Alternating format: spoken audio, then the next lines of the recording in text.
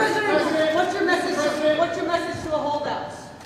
Well, it's not a question of holdouts. We have a tremendously unified party. I don't think we've ever had a party like this. There are some people that want a couple of things that maybe I don't like or that they're not going to get. But I think we're going to have tremendous, not luck, we have tremendous talent. This man has done an incredible job as Speaker. You know, we had a majority of 1. We were 1 heart attack away from losing the House, okay? Now we have 7. That's a big, because we won some elections, as you probably noticed, and we're going to win a lot of elections. We have an economy that's roaring. We took out $5.1 billion. If you take a look, 5.1 trillion with a T, not a B.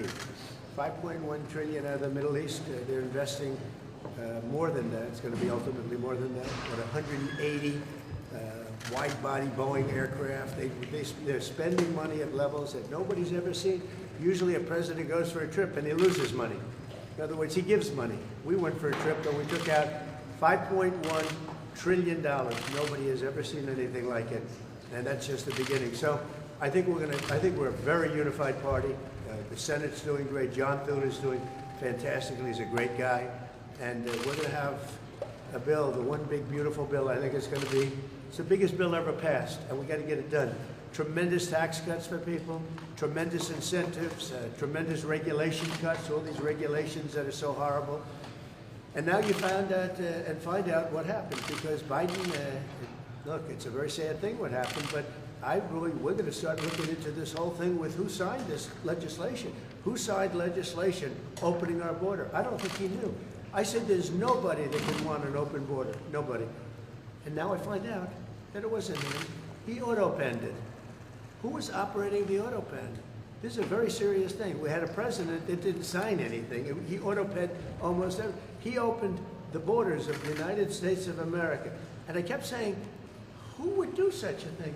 Allowing criminals to pour in from all over the world, not just South America, all over the world. They came in from Africa, they came in from Asia, they came from the Congo. The prisons in the Congo in Africa, these are rough people. The prisons from the Congo are empty. You know where they are? They're in this country. Who would sign this? Nobody would sign it. No sane person would sign it. You know who signed it? Radical left lunatics that were running our country, and the auto-pen signed it. And they didn't want him, and they were disappointed in getting him because they wanted Bernie Sanders. And then after about 2 weeks, they said, wait a minute, this is a gift. He'll do anything. We're going to use the auto-pen. And they used the auto-pen and everything. He didn't approve this stuff because when Joe Biden was with it, he would never have approved it. You take a look. He would have never approved open borders. Go ahead, another one. Are Republicans still grandstanding in your view? Oh, yeah, sure. You have a couple that will grandstand, but I think even the grandstanders should. Look, the alternative is a 68% tax increase. And you can blame the Democrats for that and 1 or 2 grandstanders. We only have 1 or 2, but we have tremendous support. But you'll have a 68% tax increase, or you'll get a massive tax decrease. You'll get a tax cut, the likes of which we've never had before. This is bigger than any Ronald Reagan tax cut. It's even bigger than the tax cut that I gave, because as you know, that's being extended and increased. So this is the biggest tax cut in the history of our country, or you'll get a 68% tax increase. And if that happens, I mean, what Republican could vote for that to happen? Because there wouldn't be a Republican much longer. They would be knocked out so fast. But we're going up to details. This is I'm a cheerleader for this party, and I'm a cheerleader for the country. Much more importantly for the country. But I'm a cheerleader for the party, and we're going to go up, and I think we're going to have a very good discussion. There are 1 or 2 points that some people feel strongly about, but maybe not so strongly. On one of those points, do you consider some of the proposals on the table in co-pay and provider tax as a benefit cut? How are you viewing those? No, we are looking at one thing. We're not doing any cutting of anything meaningful. The only thing we're cutting is waste, fraud, and abuse. With Medicaid, waste, fraud, and abuse. There's tremendous waste, fraud, and abuse.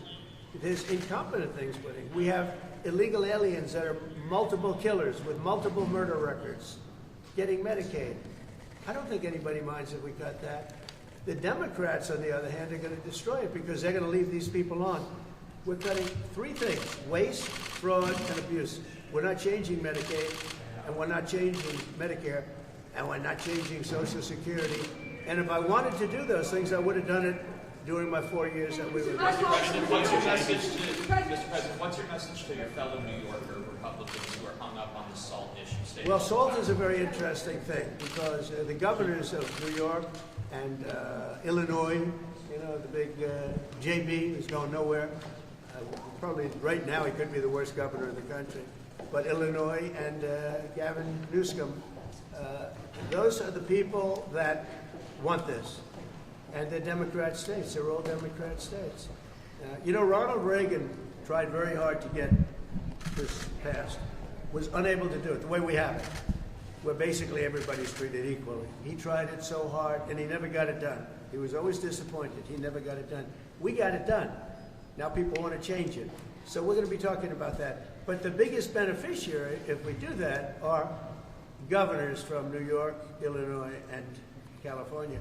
And those governors are the ones that blew it because they weren't able to get it. So I think we're going to be explaining that. These are all very blue states that I don't really believe. If we had honest elections, I don't actually believe. I think I would have won California. I would have won New York. I even think I would have won Illinois. I think we have to, you know, we're going to start this after. I was talking to Mike, and again, I'm his biggest fan. I love this guy. He's the only guy who could have walked in with a one. Think of it. You can't be a guy like me and have a one majority. You have to be a guy like him, a nice person. He's very religious. He prays. He's a man of God. And so am I, but he's really to a new level, I will tell you. He is a great guy. They love him in Louisiana, and they love him in... That's the only kind of guy. Somebody said, oh, well, we want somebody that... If you put a certain personality in there, you would have never... Look at what he got passed. What he's gotten passed. And just so you understand, he's getting this passed too. And I don't think there's anybody I could give you guys that is so tough. You guys would run if you ever looked at him. If you ever saw some of these guys, you would not ask him questions you'd be afraid to. This guy did something that I don't think there's anybody that's more well-suited to be Speaker of the House, especially in a case like this.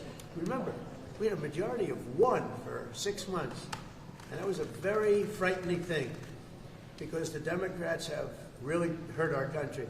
And we are going to go into very much, remember what I said, the auto pay. This government was illegally run for 4 years. Thank you very much, everybody. Mr. President, should Republicans that hinder this bill be primary? Possibly. Possibly. We'll have to see. I think we have a very, very united party. This man has done a fantastic job, and so have you, Lisa. But this man has done a fantastic job. He's a real unifier. I don't think anybody else could have done it. We had, I just said to your cohorts downstairs, we had a majority of one for a period of 5 months. And he kept it together, and we actually passed things. And nobody else could have done it. He's done a fantastic job as Speaker. We have a very, very unified party. Remember, we had one, and now we have 7. We won elections. And we're going to win a lot of elections. The economy is good. I just had my highest poll numbers ever. And we had a big trip to the Middle East. We took in $5.1 trillion. We brought it back to our country. 180 Boeing aircraft are being built now because of that trip, and many other things. That's the least of it. The economy is doing great. The stock market's higher now than when I came to office, and we've taken in hundreds of billions of dollars in tariff money, and we've had no inflation. You know, they kept saying inflation. There's no inflation. Groceries are down.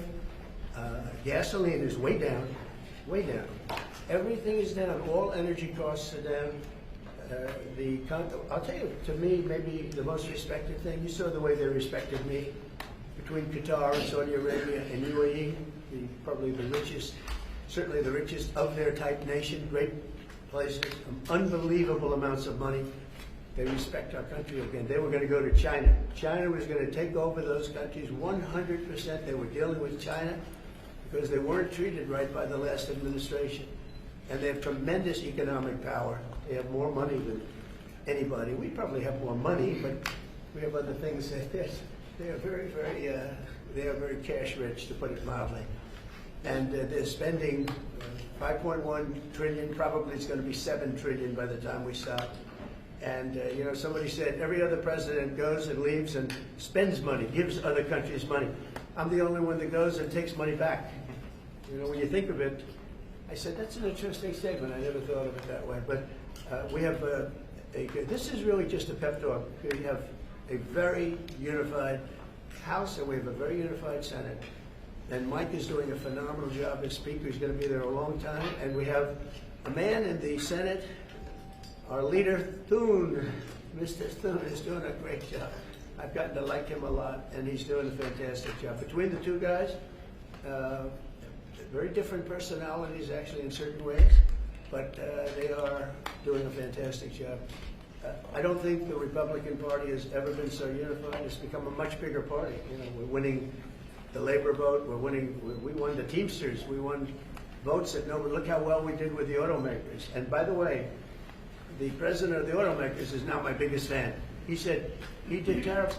Do you know how many auto plants are being built now in this country because of the tariffs? 3 just announced yesterday that they're building. There is a revolution going on, a positive one, in our country, and I love it. And we're doing really well. Do you want the negotiations to be over now? Which negotiation?